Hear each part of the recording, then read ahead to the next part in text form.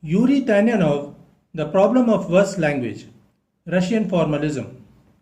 Hello and welcome to the discourse. Yuri Nikolaevich Tynyanov was a prominent Soviet writer, literary critic, translator, and scriptwriter known for his contributions to formalist theory and historical novels. Along with Viktor Shklovsky and Boris Eikhenbaum, Tynyanov was a key figure in the Russian formalist movement, which emphasized the study of literary form and technique over content. His essays, such as The Problem of Verse Language, explored how literary evolution occurs through the deformation of existing conventions. Tynyanov wrote acclaimed historical novels, blending meticulous research and psychological depth. His most acclaimed historical novels include Küchlya, about the Decembrist poet Wilhelm Küchlya, and The Death of Vazir-Mukhtar, a tragic novel about Alexander Griboyev, a Russian diplomat and playwright. The Problem of Verse Language.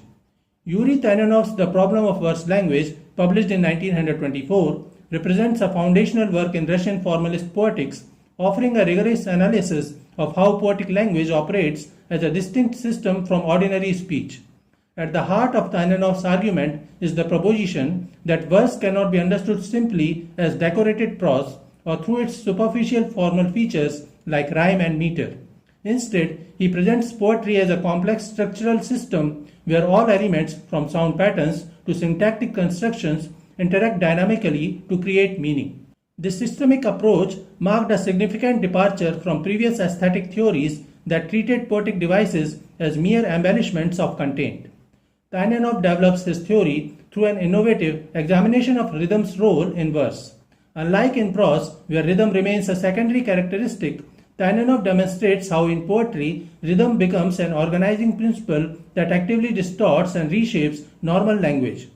He shows, through numerous examples from Russian poetry, how metrical patterns force words into new relationships, creating tensions between natural speech cadences and artificial verse structures.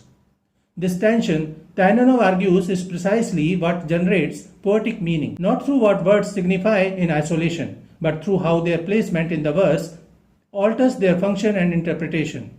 One of Tynyanov's most influential contributions in this work is the concept of semantic halo, which describes how words in poetry accumulate additional meanings through their repeated use in specific verse contexts. A simple lexical item like moon in Russian romantic poetry, for instance, carries not just its denotative meaning, but a constellation of associations connected to its metrical positioning, rhyming partners, and historical uses in the poetic tradition. This insight fundamentally changed how literary scholars understood poetic semantics, shifting focus from isolated word meanings to the systemic interactions within the verse structure. The work also establishes crucial theoretical distinctions between verse and prose language. Tynyanov demonstrates how poetry systematically deforms normal speech patterns through devices like enjambment, metrical constraints, and sound repetitions. These deformations, he argues, serve to defamiliarize language, a concept he developed alongside Viktor Shklovsky, refreshing perception by breaking automatic reading habits. The historical dimension of this process is equally important, as certain verse techniques become conventionalized and lose their effect. Poets must invent new forms of deformation, driving literary evolution forward. Tynyanov's analysis extends to the dynamic relationship between verse forms and literary history. He shows how poetic systems evolve not through random innovation but through necessary responses to previous automatizations.